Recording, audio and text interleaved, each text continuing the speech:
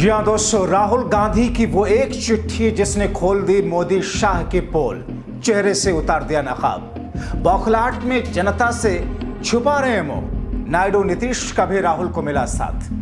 बहुत स्वागत है आप सभी का। आप देख रहे हैं द राजनीति का विशेष सेगमेंट खबर और विश्लेषण। मैं हूं जब्बार खान।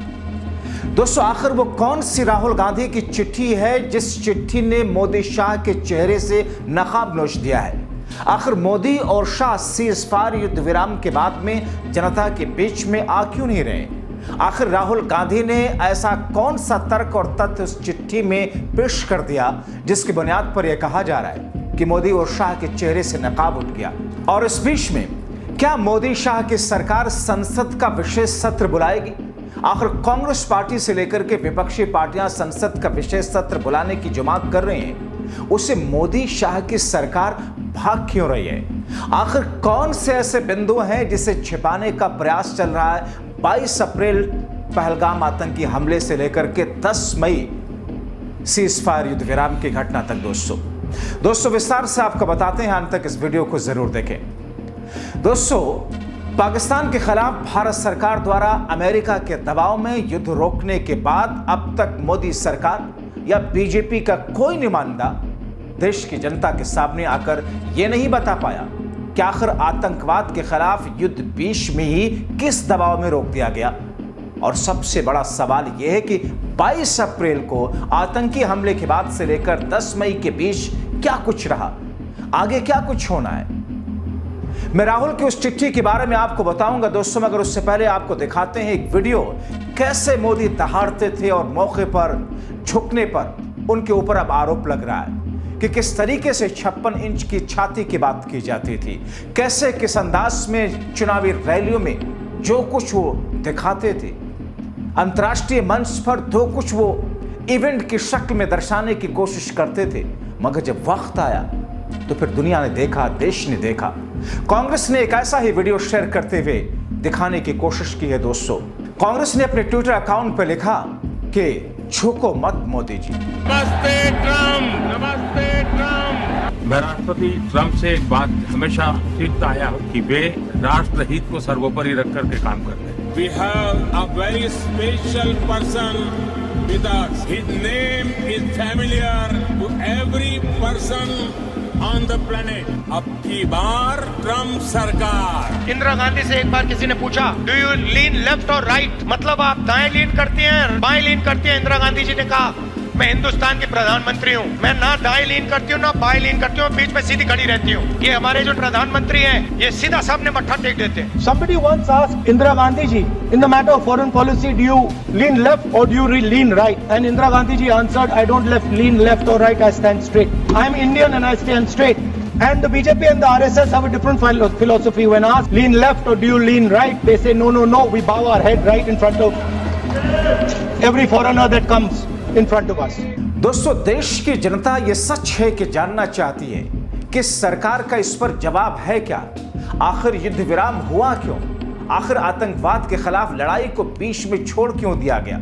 और इसका बेहतर तरीका होगा कि सरकार एक विशेष सत्र बुलाए और उस विशेष सत्र में तमाम चीजों पर चर्चा की जाए कि 22 अप्रैल से चूंकि विपक्ष सत्ता पक्ष और मोदी सरकार के साथ हर तरीके से खड़ा रहा, राहुल गांधी ने आह्वान किया कि हम पूर्ण रूप से खड़े हुए हैं। जिस अंदाज में विपक्ष ने, पूरे देश ने एकजुटता दिखा करके सब कुछ सरकार के सामने निछावर कर दिया कि आतंकवाद की कमर तोड़िए, क्या अब वैसे ही मोदी सरकार को संसद का विशेष सत्र नहीं बुलाना चाहिए? विपक्ष के साथ इस पर चर्चा नहीं करनी चाहिए? दोस्तों, ऐसे में कांग्रेस नेता राहुल गांधी, मल्लिकार्जुन खड़गे और दिग्विजय सिंह ने जिस तरीके से जो बातें सामने रखी वो भी आपको बताएंगे। मगर प्रधानमंत्री नरेंद्र मोदी को एक पत्र भी लिखा राहुल गांधी ने। पहलगाम आतंकी हमले, ऑपरेशन सिंदूर, युद्ध विराम घोषणा पर चर्चा के लिए संसद का विशेष सत्र बुलाने की मांग की गई है ताकि देश की जनता को पता चले भारतीय सेना ने पाकिस्तान को कितनी चोट पहुंचाई है और कितनी चोट पहुंचाना बाकी है। दोस्तों, लोकसभा में विपक्ष के नेता राहुल गांधी ने अपने पत्र में लिखा, मैं विपक्ष के सर्वसम्मति से किए गए अनुरोध को दोहराता हूं कि संसद का विशेष सत्र तुरंत बुलाया जाए। लोगों और उनके प्रतिनिधियों के लिए पहलगाम आतंकी हमले, ऑपरेशन सिंदूर और आज के युद्ध विराम पर यानी कि 10 मई के युद्धविराम पर चर्चा करना जरूरी है, जिसकी घोषणा सबसे पहले अमेरिकी राष्ट्रपति ट्रंप ने की। यह सत्र आने वाली चुनौतियों का सामना करने के लिए हमारे सामूहिक संकल्प को दर्शाने का, प्रदर्शित करने का अवसर होगा। मुझे विश्वास है कि मोदी जी आप इस मांग पर गंभीरता से सोचेंगे, तेजी से विचार करेंगे।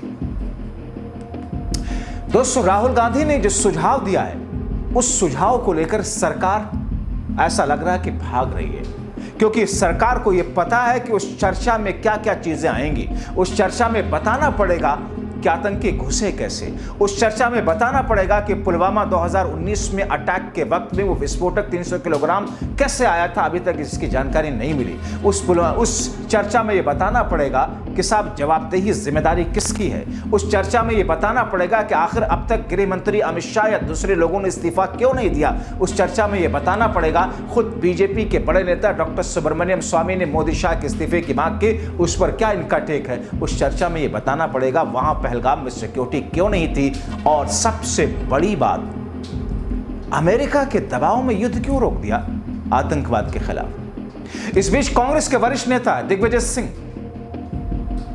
मोदी और केंद्र सरकार को याद दिलाते हैं कि तत्कालीन प्रधानमंत्री पंडित जवाहरलाल नेहरू ने चीन के साथ युद्ध के दौरान अटल बिहारी वाजपेयी के अनुरोध पर संसद का विशेष सत्र बुलाया था। यहां तक कि इंदिरा गांधी के समय देश ने दुनिया और अमेरिका के सामने निडरता दिखाई थी, झुका नहीं था देश। और अब उससे मोदी जी हट गए। 1971 में भी जब युद्ध छिड़ा था तो अमेरिका ने कहा था कि हम बे ऑफ बंगाल में अपना 7वां बेड़ा भेज रहे हैं। We will deploy the 7th fleet. That's what the Americans said. But despite that, the then government and Indira ji went ahead and did what was in our supreme national interest.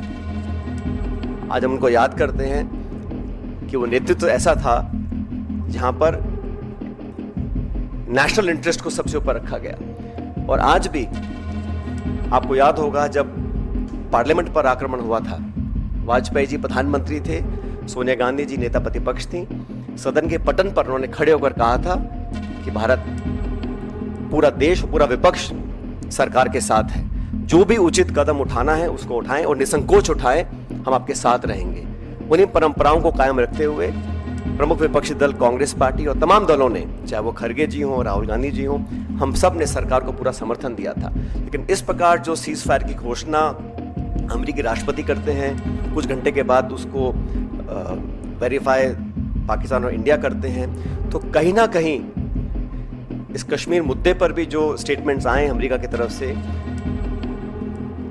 उस पर सरकार को अपना पक्ष रखना चाहिए, क्योंकि ये बायलैटरल इशू है।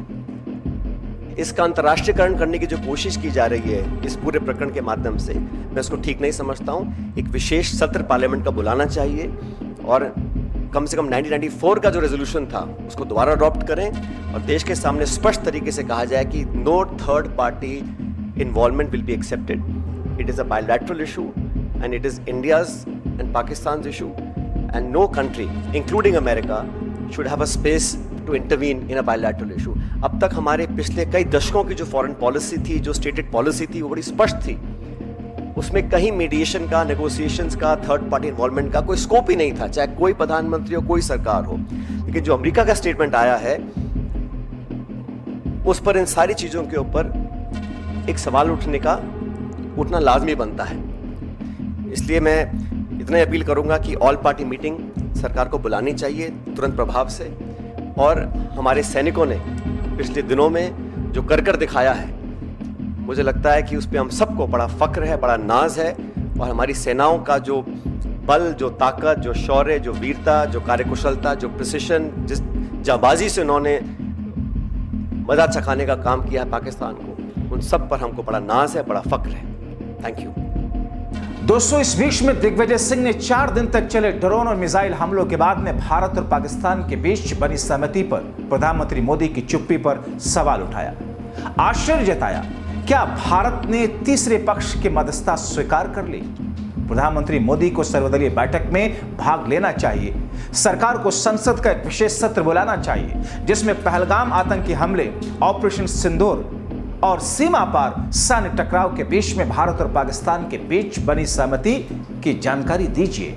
दोस्तों, भारत और पाकिस्तान के बीच बढ़ते सैन्य टकराव के बीच में अमेरिकी राष्ट्रपति डोनाल्ड ट्रंप द्वारा जिस अंदाज में 10 मई को संघर्ष विराम का जिक्र करते हुए कहा गया कि भारत का यह रुख स्पष्ट है कि वो तीसरे पक्ष के हस्तक्षेप को कभी स्वीकार नहीं करेगा। दिग्विजय सिंह कहते हैं कि डोनाल्ड ट्रंप कब और क्या कहेंगे इसकी कोई गारंटी नहीं दी जा सकती, लेकिन प्रधानमंत्री मोदी की चुप्पी ने परेशान कर दिया। प्रधानमंत्री सर्वदलीय बैठक में भाग क्यों नहीं लेते हैं? इतना ही नहीं दोस्तों, कांग्रेस के वरिष्ठ नेता दिग्विजय सिंह ने मोदी सरकार को कटघरे में खड़ा किया और कहा कि चीन के साथ 1962 के युद्ध के दौरान तत्कालीन प्रधानमंत्री पंडित जवाहरलाल नेहरू ने अटल बिहारी वाजपेयी जी की मांग पर संसदीय सत्र बुलाया था। अब क्यों नहीं बुलाया जाना चाहिए? इस बीच कांग्रेस के राष्ट्रीय अध्यक्ष मल्लिकार्जुन खड़गे वो अपने 28 अप्रैल के अपने पत्र का जिक्र करते हैं जिसमें उन्होंने प्रधानमंत्री मोदी से पहलगाम आतंकवाद हमले पर चर्चा के लिए संसद का विशेष सत्र बुलाने का आग्रह किया था। खड़गे ने अपने पत्र में लिखा था, माननीय प्रधानमंत्री जी, कृपया याद करें मैंने राज्यसभा में विपक्ष के नेता के रूप में आपसे क्या कहा था। मैंने 28 अप्रैल को लिखे पत्र के माध्यम से आपसे पहलगाम में हुए अमानवीय आतंकवादी हमले को देखते हुए संसद के दोनों सदनों का विशेष सत्र बुलाने का अनुरोध किया था।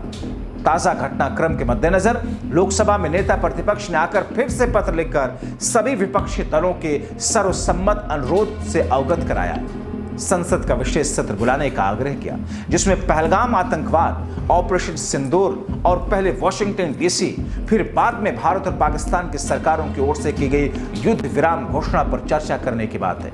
राज्यसभा में विपक्ष के नेता के रूप में इस अनुरोध के समर्थन में पत्र लिख रहा हूं। वो कहते हैं, मल्लिकार्जुन खड़गे कांग्रेस के अध्यक्ष, मुझे विश्वास है आप सहमत होंगे दोस्तों। मगर सरकार खामोश है, बीजेपी खामोश है। जबकि इस बीच में एक और मैं बयान आपको सुनवा देता हूं। कपिल सिब्बल है, राज्यसभा के सांसद हैं, सुप्रीम कोर्ट के सीनियर अधिवक्ता हैं। वो कहते हैं कि संसद का विशेष सत्र सर्वदलीय बैठक बुलाई जानी चाहिए और उन्होंने कहा कि साहब, मोदी साहब बुलाइए, हम कोई आलोचना नहीं करेंगे। सभी राजनीतिक दलों से अपील भी की कि सरकार उन्हें आश्वासन नहीं देती कि प्रधानमंत्री की बैठक में प्रधानमंत्री मौजूद रहेंगे, तब तक बैठक में कोई शामिल ना हो।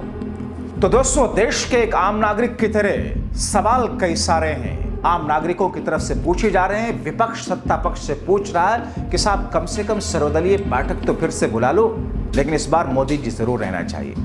संसद का विशेष सत्र बुला लो, चर्चा करके आप बता दो कि हुआ क्या है, करना क्या चाहते हैं, क्यों आपने युद्ध विराम किया।